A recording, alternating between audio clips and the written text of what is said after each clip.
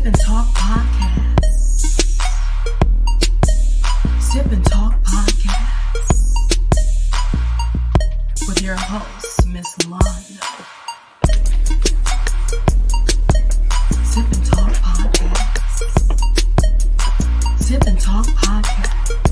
Sip and Talk Podcast. Starting soon.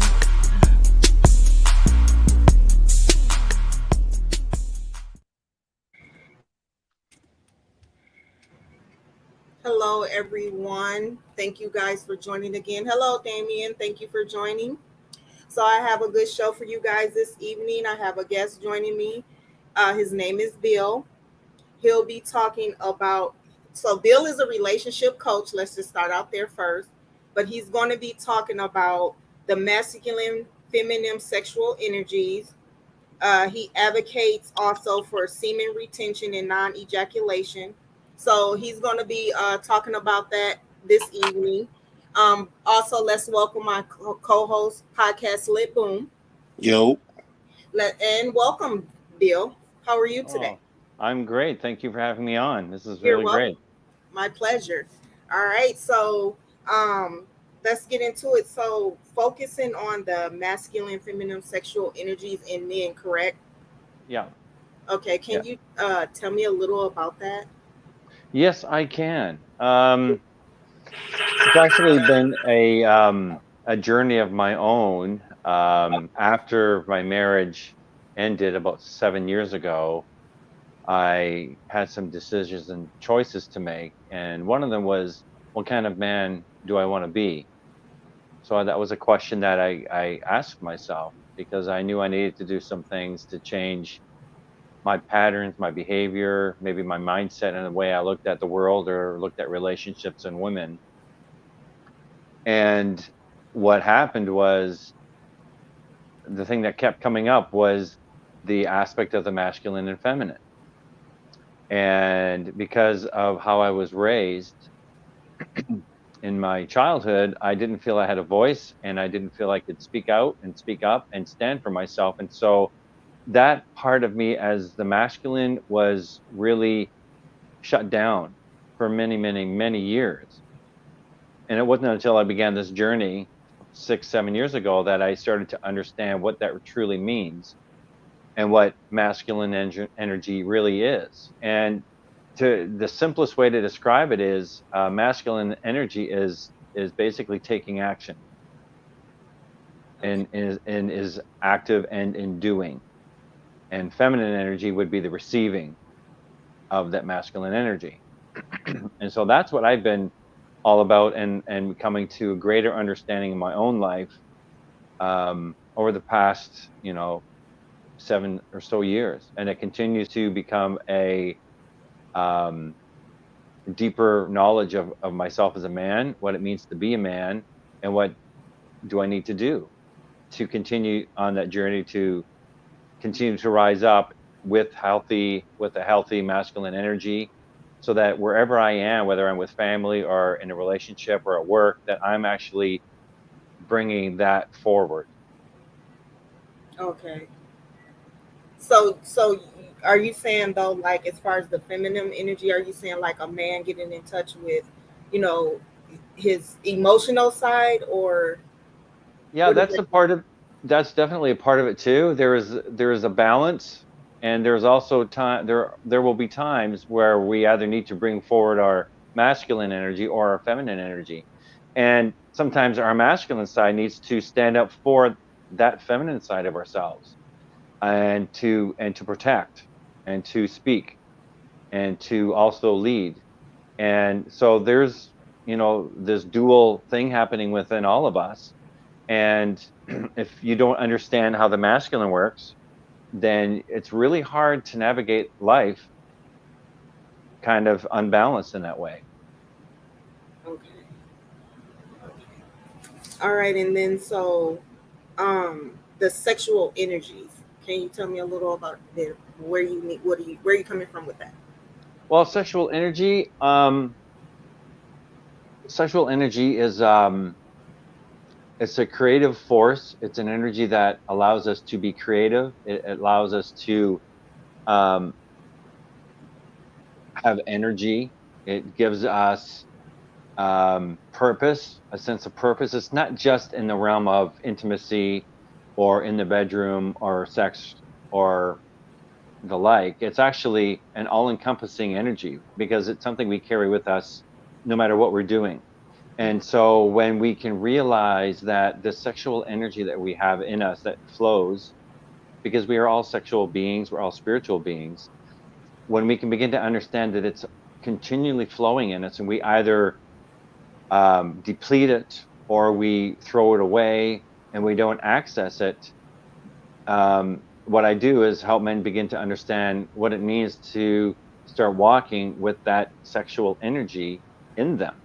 And it really does become a powerful force in whatever we do when we begin to realize it's not just for the sexual realm, it's for our spiritual self, it's for our physical self, it's for our emotional and mental state. It touches everything. It's a foundational part of us because that's how we were created.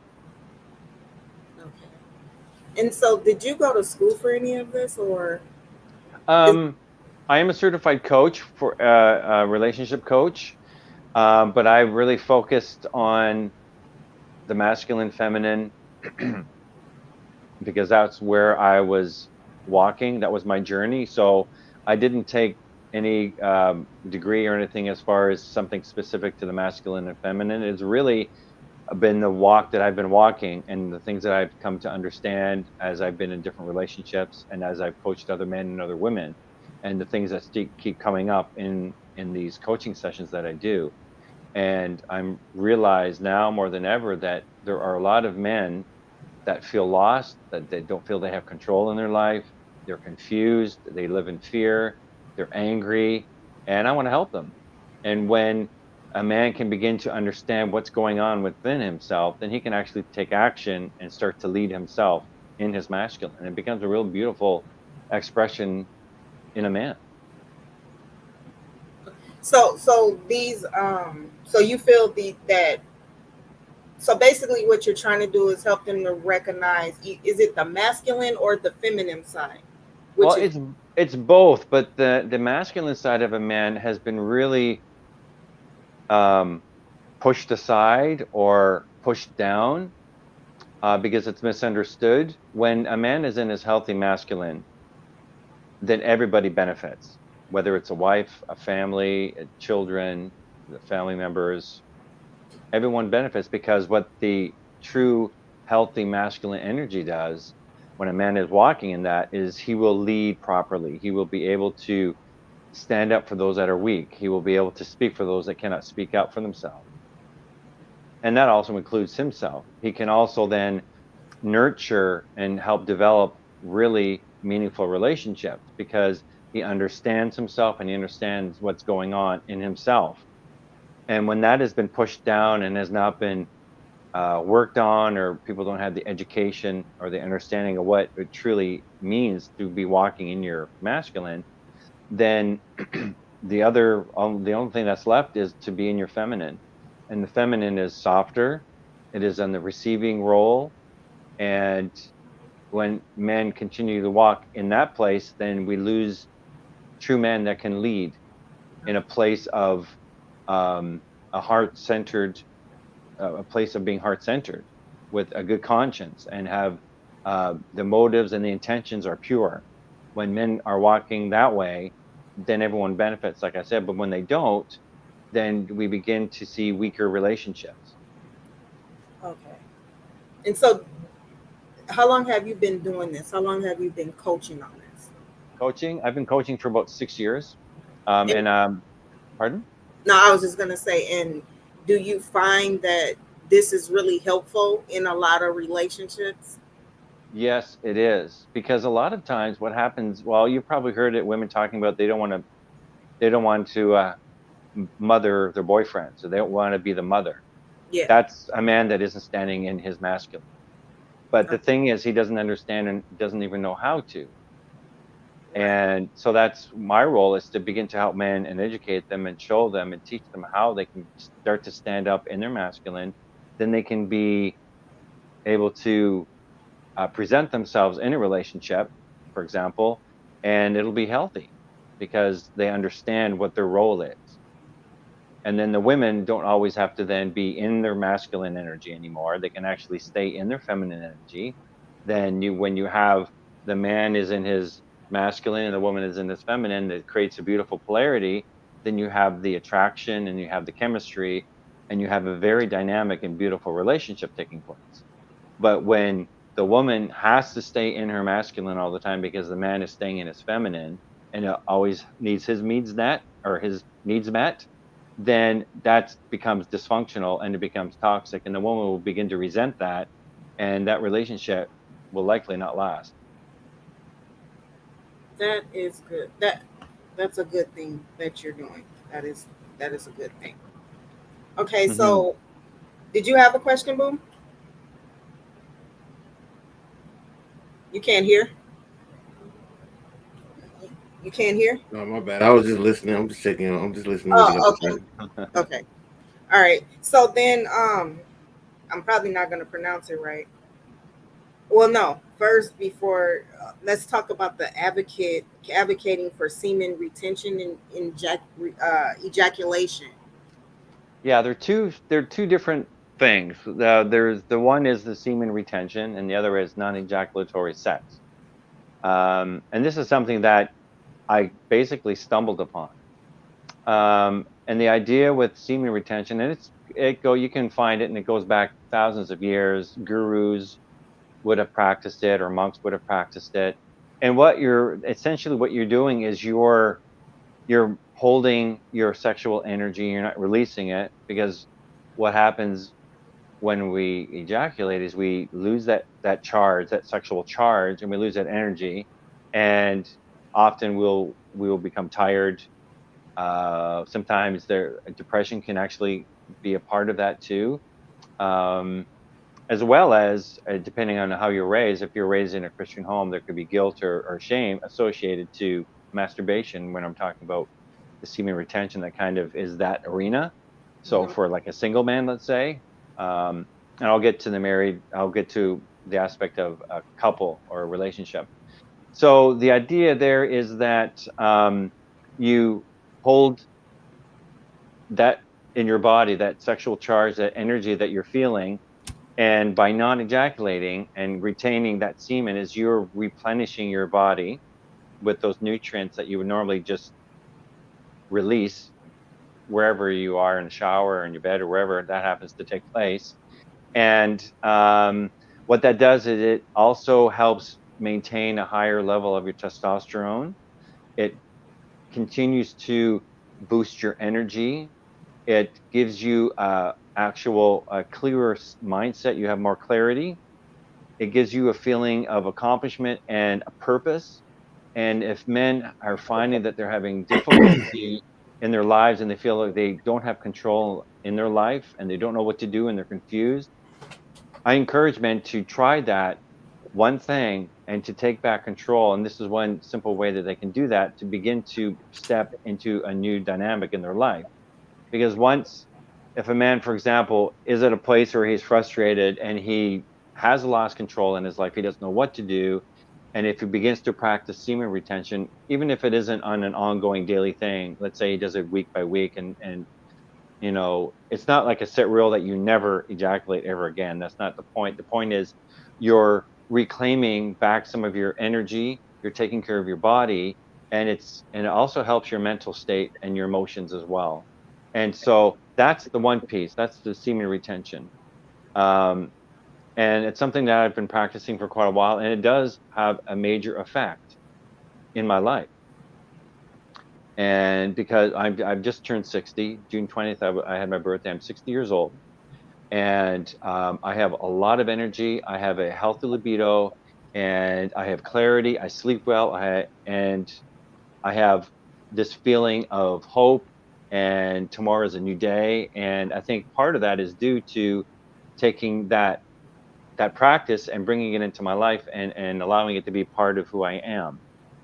And I'd spoken to somebody about that, and when I first began, and they said, well, as far as masturbating and semen and all this, and they said, well, when you think about it, once you reach the age where you're no longer bearing children and you're not planning on creating a family, you no longer need to ejaculate. So, and you're by all means you can, and as often as you want to. But the idea is that once you've gone through that stage in your life, you can begin to rebuild your body and rebuild your life in that way. And it becomes very powerful because, along with all the benefits of doing that, you also have a greater sense of purpose and confidence because you're carrying the sexual energy, and you're in control now of your body, and you're not letting your sex drive determine what you're going to do, but you are now the driver in that seat now. So that's the semen retention part of it. So that I have the clear understanding, are you saying to not ejaculate or to ejaculate? I'm lost. He said Okay, yeah. it sounds like he's saying like to practice self and like self control. It's like, okay, so from what I got from the whole semen retention thing, and I just heard people talk about as far as just energy in itself. It's like when you can practice this self control, it gives you that confidence. It gives you more self confidence. It helps you memory better. It helps your memory better. Mhm. It gives you, it gets you away from anxiety. It helps you fight anxiety more because if you can practice self control over not having to have this orgasm, and I would even use this on a woman as well, but in men for sure, when you can practice self control, that anxiety of I need to ejaculate, I need to have an orgasm. Once you can control that, Mhm. then any other anxiety 9 times out of 10 is not going to be a problem with you throughout your life. So that's what I think he's saying. I don't think that he's saying that it's not that we shouldn't do it. It's the fact that if we practice it, then we can control that. If we can control ourselves, then we can control a lot more things that comes at us in life. Those things won't even be a problem because we can control ourselves. So if I can't control myself 9 times out of 10, when I get out here, I'm not gonna have that same control with whatever situation I'm going through. I believe that's what you're trying to say. Yeah, that definitely is it. That really comes down to controlling your having that control in your life. And when you can take that part, which is a pretty big part for men, our sexuality and the ability to, you know, have erections and masturbate and then ejaculate, that's a pretty focal point in our adolescence and our growing up. And so we've been conditioned to think that we always have to ejaculate, but that's not the case because the orgasm and ejaculation are two separate processes that happen in intimacy. They just happen basically one on top of the other. But you can have full body orgasms without ejaculating that last longer, that are more powerful than the ejaculation, because an ejaculation can last, what, maybe 10 seconds, if that, where the pleasure of the orgasm, when you're able to not ejaculate, can continue into your week. And I've had the experience where um, I was intimate in over a weekend, and there was no ejaculation. No ejaculation took place the whole weekend. My whole week, I was fully charged. I had energy like I'd never had before. The following weekend, um, I happened to ejaculate twice. That week, I was exhausted. My mind was foggy. I wasn't really happy about myself because that wasn't my goal. And I want to throw some clarity onto that. Like I used to box when I was younger, and the coaches would tell us like not to ejaculate because a lot of times when you do ejaculate, you give off a lot of energy, so it does yeah, take away from your legs, takes away from testosterone. So I definitely feel what you're saying. As far yeah, absolutely. Yeah. Yeah, you're when you ejaculate, you're releasing a lot of energy from your body and your system. And I know if you do research, the Roman soldiers and going way back, they would tell them not to ejaculate because, or to not be with their wives when they're going to war because it just saps you of your energy. I should be Yeah. like, what am I supposed to do? He said, you better use your mouth. So then I have like a couple questions though, because I know, like I've heard, men like when they have that build up, you get blue balls, Yeah. and then also though, I wanted to ask, like, does that help? Like, how sometimes men can't, you know they have to go through the whole cycle of using Viagra. Is that good for them to not have to use? Because a lot of them are getting to that at a young age, and I always thought it's just my personal thing. I always thought it was because they was using it too much when they were younger, and Mm. so you know what I'm saying. Because like if you're 35, I think you should still be good. I don't know, but I don't know Well, about the man's body really, but yeah. Well, what happens is, after you're into your 20s and you get into your 30s, your testosterone starts to drop and it continues to drop. And they've compared testosterone levels to men now to men back in the 50s, and it's actually a lot lower than it should be compared to men in the 50s or 40s. And yes, what's that, Boom? So I want to say on that real quick. So when I was younger, my dad did tell me to be careful on watching like pornos and stuff like that, because then that's what you end up wanting if you don't get it. So I don't want to say this is for all men because I don't use Viagra myself, but I do think that it does come down to a want. It's like at this point, if I'm having sexual intercourse with somebody that I don't like, I'm just trying to have sexual intercourse.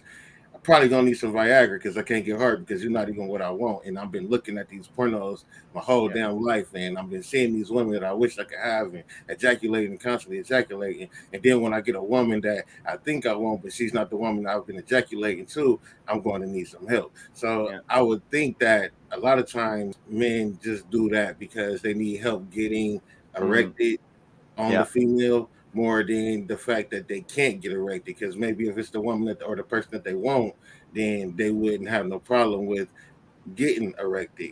So, Mhm. but I do understand, like, as far as the overuse of these things, like you continue to use them. It's like, damn, it might stop working. Everybody might get used to it, and Mhm. it Yeah. may stop working. So, I Yeah. understand that, but I think that that's why they use it though, personally. Well, But I understand the testosterone dropping as well. yeah. Well, for myself, a couple years ago, well, probably 3 years ago now, I started to research, what I could do to maintain a healthy level of testosterone. And I will likely never need Viagra or Cialis because there are things you can take now that are actually healthy for your whole body, not just for your prostate health or your blood flow. And they're really simple things. Like I take a tablespoon of extra virgin olive oil every day, and they've done studies where it's almost as powerful as Viagra. And you mix it with lemon.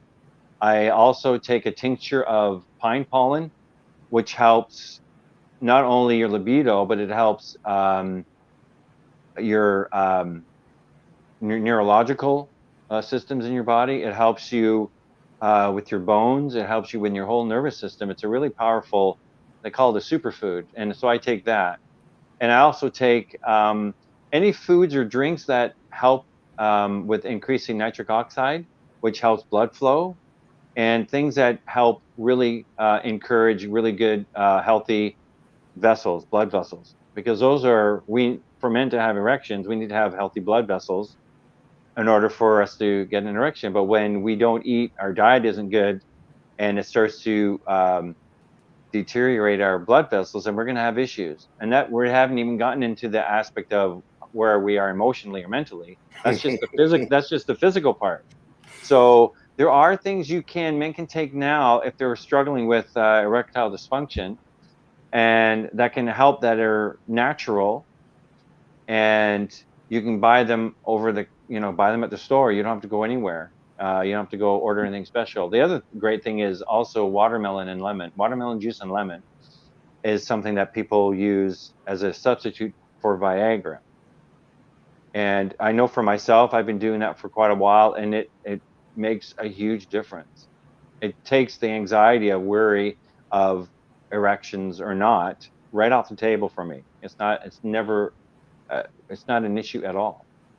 Yeah, people do have a problem like understanding that eating certain things can affect your body because like even if you don't think about the fact that on the sexual side, just think about eating a whole bunch of food or consuming a whole bunch of food and then being tired afterwards. That's just energy in itself. Like you know what I'm saying? So if you Yeah. eat healthy and you got this energy, you might even have more of a higher sex drive just because you have energy compared Yeah. to just being tired and not want to do nothing because you full and then the thing Yeah. that made you full. You know what Yeah. I'm saying? So if you get full Yeah. off some broccoli, you might have a whole bunch of energy. You get full off some hamburgers, you'll be ready to go to sleep. Like you know, so Yeah. Exactly. Yeah. And if you have a positive outlook in your life, that will play a big role as well.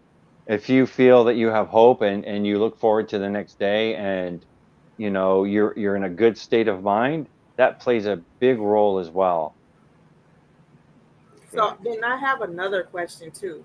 So would you say that this would be something good, like a good study to use on rapists? Because isn't a big part of rapists is about wanting it?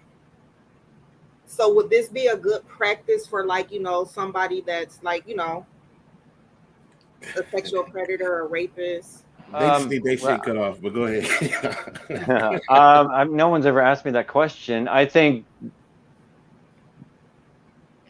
that's a much deeper. I don't think that would help. That might be a surface solution. They need much deeper work done in order to deal with things like that. Okay. And those rapist people, they more like they just want something they can't have. You know what I'm saying? I think they like the fact that they can take it or whatever. I don't like you said. That's more of a deeper situation more than just the mm, fact that they can't get hard. I don't think that that has anything to do with like sexual retention or just not yeah, even trying to ejaculate. I think that's just more of a control situation. That's more mental. yeah, yeah, They need some yeah. help. Okay, because I thought like him saying like about the practicing sexual retention is to basically have more self control. Is that I You would thought? have, yeah. Well, it's really a personal choice. It's like something when a man decides to do that, he's 100% fully on board that this is what he wants to do. That's been my case. It's like it's something I chose to do for myself. No one forced it on me. No one tried to manipulate me into doing it. It's like I'm going to do this, and because I think it's going to be healthy and good for me. And as I age, it'll benefit me in many areas of my life, not just in the sexual area. It'll benefit my mental state, my emotions, and it has definitely bore fruit. And my coaching, since I've begun that, my coaching has increased. Doors have opened up in my life, and because I made this, it's kind of a big shift for a man to go from always ejaculating to not. And so when I made that shift, then new things began to happen in my life. And so a lot of great things can happen from something like that because you were doing something outside of the programming that we were raised in. So would you say that you shouldn't do it if you have already have a woman or something? Because I don't know about you know what I'm saying. Like I Well, think that well, this is that's where we get into the non-ejaculatory sex. So if you're in a relationship and you have a you would obviously want to have a conversation with the woman, and it's something you say you're interested in exploring. Um, because what happens when you both choose to step into that is you've just opened up the doors to a or sexual experiences that you would never ever be able to hit.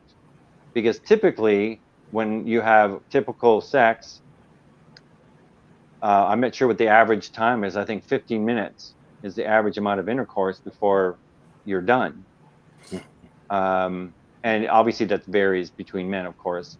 right. But in a typical male, let's say, I mean, I've seen it as low as 7 minutes in some studies. But I've seen it lower because yeah, it's so yeah, personal. exactly. Right. So um, when you decide to go down that road of not ejaculating, and you are able to have that control and you've learned how to properly breathe, and what you do is you take that all that pleasure is concentrated in your genitals. When you can breathe that through your body, that allows you to go longer. And so you could have sex for hours, and you could have deeper intimacy and greater pleasure than in the traditional way of having sex, because you've just opened the door and there's no, you haven't placed an attachment to an outcome that, oh, I have to ejaculate when this is done for it to be over. It's like there is no over. You just continue. And so you enter this world where anything is possible.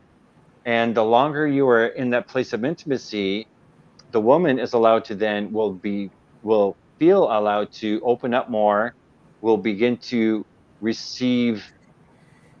And if he's in his masculine, if the man is in his masculine 100% when they're together in their intimacy, she can then be fully in her feminine and surrender to him. When you're in that place and you're in that place for an hour to 2 hours, let's say, I'll just keep it a small number, you begin to experience things and feel things and notice things within yourself that you would never see before, because you never give it time to get there, and you do become a different person. Well, I've known women who've been like, shit, like shit, like I'm good, like I done got right, like you know what I'm saying. They got to their point, like you know what I'm saying. Some women don't be wanting them long, ample amount of times, like you know what I'm saying. I mean, you could be giving all kinds of orgasms. She done got multiple orgasms, but she be like, shit, I'm at that point. But again, like where you're going, that is where we're using this energy to where it's not a tiring thing. You know what I'm saying? It's more No. of a pleasuring thing. So I guess most Mhm. women, they be like, shit, I done got mine.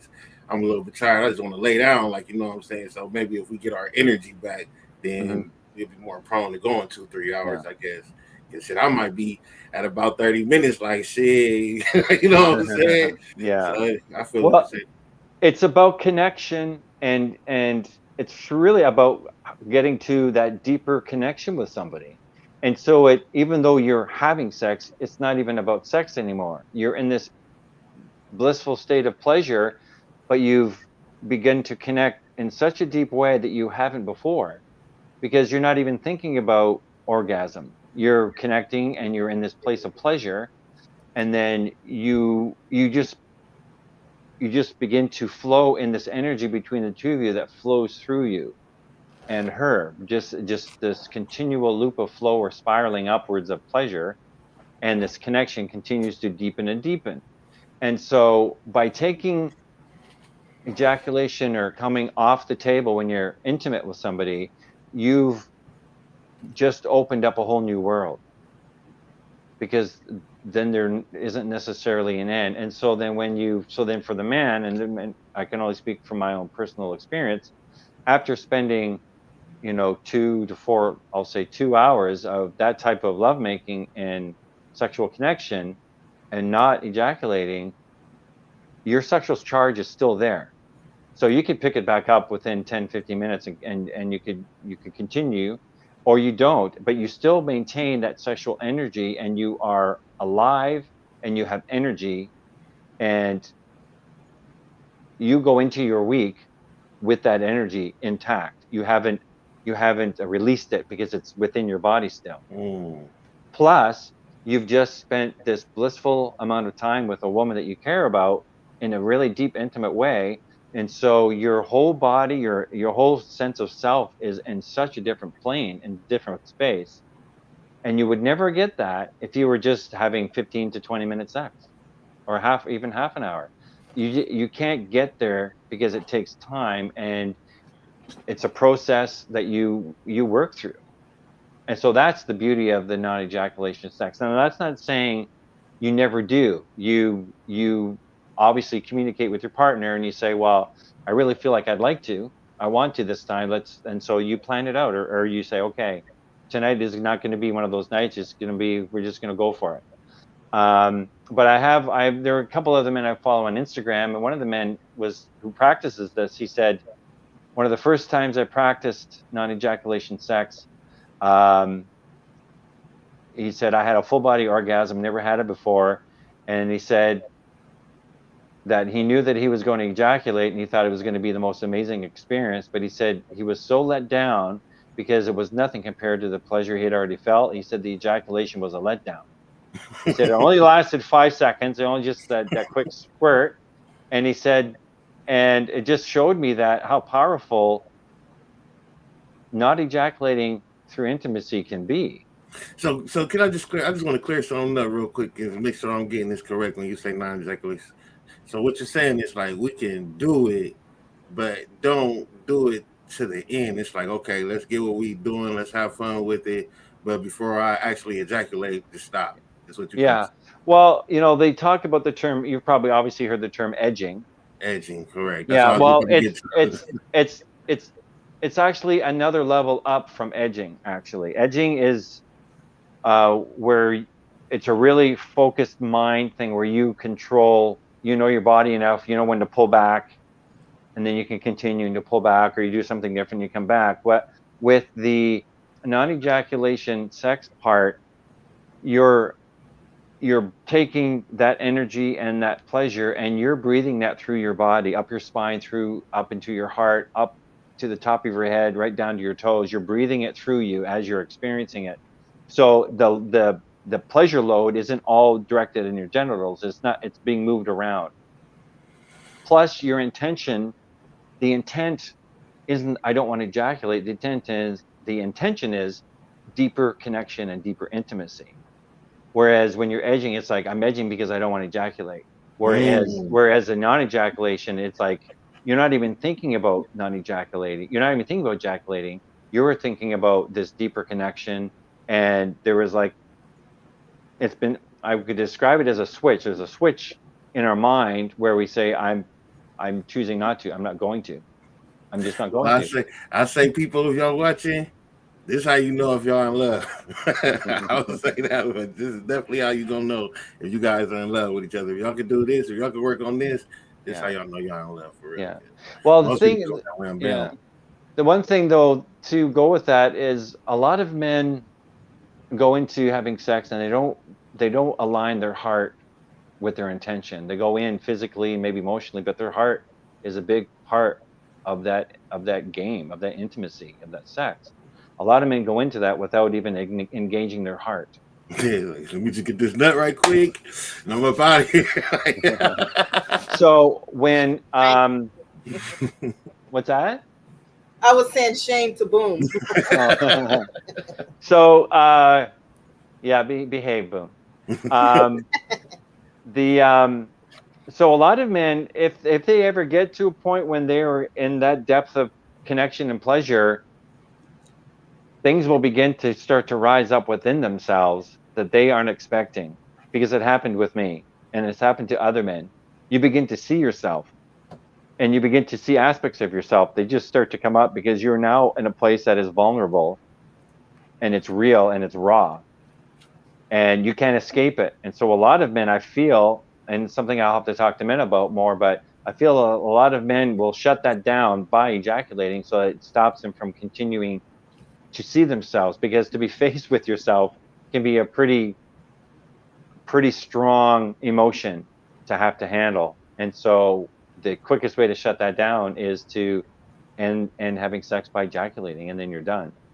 The problem with that is the women aren't done, and men Okay. forget that men forget that they might be done, but the woman still needs attention in the bedroom. Mm, But see, that's the problem. A man, you have sex for, let's say, half an hour, you ejaculate, you're tired, she's just getting started, and it's already over, and that creates resentment in the woman, and she won't be able to surrender or open herself up to you, because you're showing yourself who you are.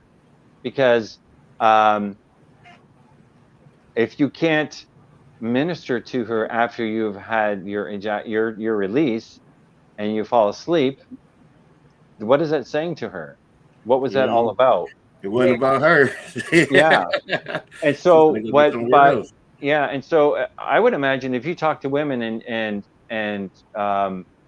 if men were to say that I want to try this, I think women would be they would be very impressed that he would want to take this path to try it, because it would also speak to the time he can have with her in intimacy that she longs to have, And right? that And do and also then it's depend on what type of woman he got though, because some of these yeah, women that's true. they be ready, like they get theirs quick as hell. I don't mess with them who get theirs instantly, but maybe it's because of their past, maybe it's because of what they've been through. You know what I'm saying? They done had Yeah. these one hitter quitter or 1 minute dude, so they figured out how to get theirs off rip. You know what I'm saying? Maybe Yeah. that's the case, but for Mhm. the most part, yeah, you're right, man. It's like she probably would be more prone to it. Yeah, and so it speaks to the man. It's like if this man is willing to control himself to not ejaculate because she knows that it's a big deal for men. It's a big deal for us guys to ejaculate. That's what we've been taught. That's what we know. That's, you see it in porn. It's the money shot. That's the big deal. And when you take that off the table and say, my motivation, my intention is to have a deeper connection, to see how much pleasure we can have together, Oh, he that's really going to say cares for so me. much to her. He cares for me. He really likes me. Yeah. And so see, there's a couple questions, and then I wanted to get into the last question. She says, "What about those that have diabetes? How does that affect physical intimacy?" It doesn't need to. Um, I'm sure that if you maintain your if you maintain your protocol, if you have diabetes, you can still see intimacy. It's more than just penetration. Touch is huge with intimacy. And when a woman can feel that the intention the man has is to connect and how he touches her, she'll know. A woman can sense where that's coming from, or if it's coming from his heart or it's coming because he wants some. But when a man can be truly sincere in seeking to connect in that way, then your body can be euphoric in pleasure just from touch. And not even genital touch, just, different areas of the body can be awakened when the right man or the partner is coming from a place that the intention is pure. Shit, you could Also, down there and look at her. eye gazing is powerful because then you start to connect in a deep way as well. So there are things you can do that don't involve penetration that can really draw two people closer together and allow them to really have that deeper, intimate connection. I'm just seeing some of the things come up. And menopause, I think there was a question there about menopause, wasn't there? Yeah. So that went along. That went along with her question about what Oh, about people okay. with Yeah. diabetes. Diabetes. Yeah. Yeah. Yeah. And one thing men need to do or should be doing is educating themselves on what happens to a woman's body and her mental state when she goes into menopause. I mean, that's something men should be doing to find out things he can do to reduce any anxiety she may have, because a lot of times a woman will take on the burden that something's wrong with her and she's broken. That's not true. She's going into another phase in her life. It's a beautiful phase in her life. But if a man can start to educate himself and go, okay, I need to take things slower and not be forceful and just make it a time of connecting and touch and kissing, and just take penetration right off the table. If she senses that you're not that you can have that intimacy without wanting to penetrate or ejaculate, your body will open up. You will shift and you will desire that because you know that that's not what's driving him. His driving force is, I want to have a deep connection with you. We've been together for X amount of years or whatever. I care about you. I love you. And those things are just as meaningful to a woman as having penetrated sex, and can So you, actually be more powerful for a woman. so you're saying that when a woman goes through this menopause things, sort of like a vaginal dryness of her just not really being into it, you have to be more intimate with her than just thinking about sex. It has to be other things that makes her want to do these things, and you have to know how to get her there. If it be, i.e., flowers, dinner dates, Hmm. walks on the beach, whatever it is that could put her back in that mood, other than let's just go have sex, is what you're saying. Yeah, that's a part of it, but also there are things that diet can also help in lubrication. as well, as far as a woman that's in menopause. Not all women have the issue of being dry, but a lot of women do. But it, when a man comes from that place where the motive is to truly connect in an intimate way that isn't requiring penetration, that speaks volumes to the woman, because it means that he's wanting to connect with her, not just her body. So it could just be dancing, maybe turn on some music or something, huh? Yeah, totally. Yeah, it could be dance. It could be just rubbing her feet. It could just be a massage. It could be breast play. It could be just kissing and sharing your heart. Because a woman also in a relationship, a woman wants to know the heart of the man. She wants to know what's going on in his heart. And so simply starting to share what's on your heart, not just what's on your mind, but what's in your heart. Those types of things will also help her um, want to be near you and want to be intimate with you. And that And also, when, go ahead. no, you go ahead. And that also includes like don't just think that, oh, because I'm rubbing your feet or I'm rubbing your back, that we supposed to have sex now. It's almost like shit. I'm gonna rub your feet and rub your back just because I want to. I'm gonna check you out just because I want to, not just because Yeah, I want to have sex with you. And yeah, that can also turn yeah, around. yeah. And that may take a few sessions. Let's say if you're rubbing her feet and she's thinking in her mind, oh, he probably just wants to have sex. But if that's all you Mhm, do, and you do that over a period of days or a couple of weeks, she's mhm. starting to get the message that he really just wants to be close to me, and he wants to serve me by massaging my feet. That's powerful. That's huge. That'll be huge to her. So And she rubber knows back, that. fellas, and go to sleep, man. Don't just think that you're supposed to do something after you rub her back, man. Rub her back because her back hurt, man. Make her feel good. Ain't got to be sex, bro. Yeah. It's all, but the thing is, it's all sex. All of it is. It all is a part of sex. It's whether you want to call it foreplay, but you're communicating, and you have your sexual energy that's a part of that as you're doing that, because you're giving her your energy as you're doing And don't just do it just because you want to have sex thinking this is going to work. Do it because you love her. that. Exactly. So you had another question, or was Yes, there? I wanted to ask about the labyrinth of religious and patriarchal prison. Yeah. So you want to know about that? Yeah. Well, I was raised in a Christian home, conservative Christian home, and so sex was, I wouldn't say it was demonized, but you didn't talk about it, and it was shameful, and you felt guilty. Let's say if you masturbated, or if you talked about it, or things like that, and it was kind of frowned upon. And so um, myself, that's what I was battling all my youth and growing up into my adulthood. Um, Plus, you had the whole religious system trying to keep you from feeling free, and that sex is okay. Sex is a beautiful thing. It's how we were created. God put that in us, so it serves a purpose, and there's nothing wrong with it. Obviously, how you handle it, like anything, if you're using it in diabolical way to control people or to hurt people, then it's not. But when it's meant to be, when it's an expression of who we truly are from one person to another, it's a beautiful thing.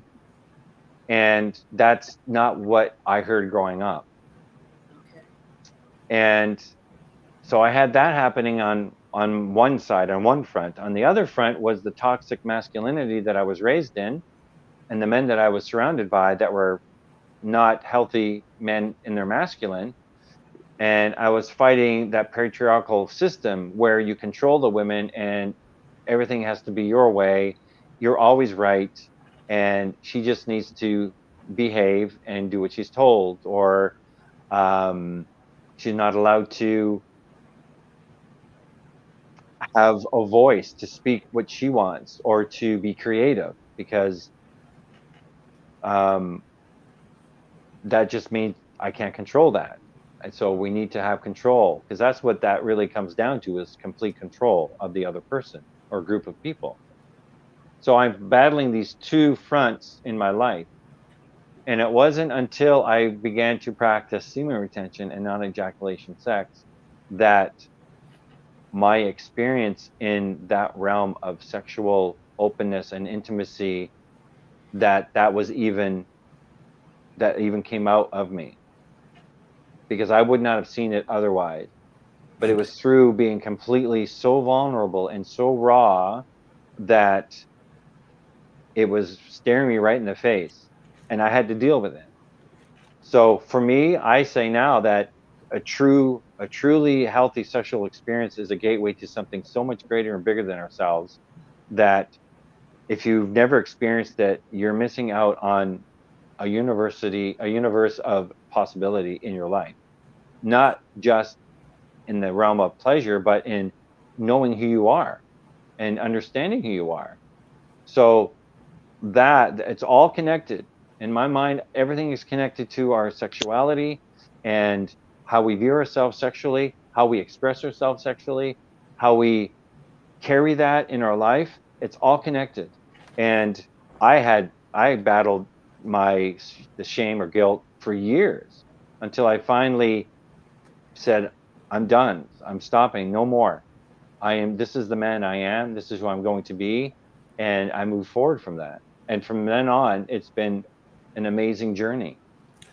And that always confuses me as far as religion and sex, like, because listening to, like, people are high places, high positions in religion would say it's sex this, sex that, but they got kids, like, so I'm like, how does that work? Did you have kids before you found religion or whatever? But also just the fact that, like, I can't see myself banging Fred Hampton or Kurt Franklin while I'm trying to be intimate with my woman. Like, you know what I'm saying? Like, I could, like, how does that work? Like, I can't, you tell me not to listen to secular music, but then what am I supposed to listen to if I want to listen to music? If I want to get the vibe right, you know what I'm saying? So I guess it definitely makes sense to be married, you know what I'm saying? Know the person that you're having sex with before you even do all that. All that makes sense, but to preach it as if it's a bad thing, I never understood that. Like, it's like, it should be Well, preached or told that it's good to do with the person that you're going to be with. You know what I'm saying? Or the yeah, person that you're going to be married with. I feel like it should be preached more like that. yeah. Well, it's funny thing, leaders in high places have a funny way of do as I say, but not as I do. Yeah. Thanks. And we see that all over, right? They just have this sense that they're not a part of the group that you're speaking to. It applies to them, but not to me. I've seen that right throughout my whole life. And I grew up in church. I've been around all of that. I've been around a lot of leaders, and I saw it over and over and over again. And um, the thing that people miss with sex, really, now that I've experienced what I've experienced, sex is really connection. We happen to have amazing ability to have our bodies are have this great capacity to feel pleasure, and that's mainly the reason why we do it, aside from wanting to feel loved or needing that hit of adrenaline rush of having sex, right? So, but ultimately, when it comes right down to it, we want to be seen, we want to be validated, we want to be loved, and we want to be heard, and we want to have a connection. We want to have a true soul connection with somebody. Making love, having sex, being intimate is the only true way where you can get that physically connected with somebody and that physically um, driven through pleasure with another person than anything else. You could Yeah, sit you could sit holding hands and talk your heart out. That can go really deep. But when a man is plugged into a woman and they're fully open and vulnerable together and they are in that place of pleasure and openness and oneness, there's nothing that can compare to that. and that's true because it comes from both sides. Like, you hear these people, I don't want no man. Like, I'm gonna just do what I do, and you know what I'm saying. Then y'all can go about your business, but that right person come along and do it to you the right way. You know what I'm saying? Your whole mentality changed. Like, it's like, hold Yeah. on, like, you know what I'm saying. Right. I kind of like this. Can I get this? Can I continue to get this? But if they're not gonna continue giving it to you, you know what I'm saying. That person go back into that mentality. But of course, sex is definitely a big part of life. So it's Oh. definitely should be Mm. shared the right way. I would say, like, you know what I'm saying. Like, you Yeah. shouldn't go make somebody feel, because you can change a whole person's thought process. Like, I don't want no woman. I just want to have sex with these women and go about my business. But they meet the right person that do it to them the right way. They whole mindset have changed. Like, you know what I'm saying? And vice versa. So, Oh, definitely. Yeah. Yeah, it can radically change your life when the right person is in your life that can mirror back to you yourself, but also exchange that energy. When you're exchanging that sexual energy between the two of you, and it continues to build and build and build, you're going someplace and you don't know where you're going, and you almost forget what you're doing because you're such a place of pleasure and connection, and you can't hold a thought, but you're in the motion of everything. Then you're someplace else.